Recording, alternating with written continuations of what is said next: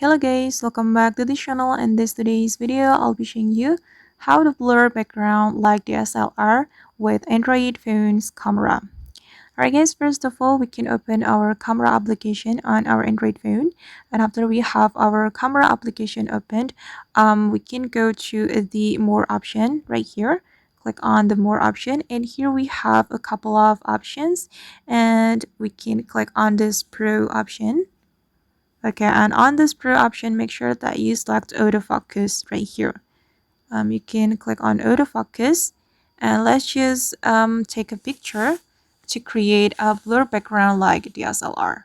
So we have to move the camera closer to the object.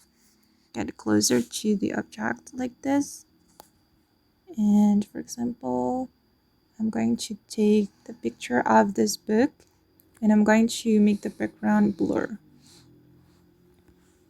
Okay, and as you can see that the background has been blurred, and then I'm going to click on this button to take the picture. Okay, now it's done, and this is the result.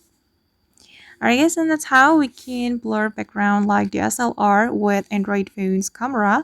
I hope this tutorial will be useful for you. Thank you so much for watching, and see you in the next video.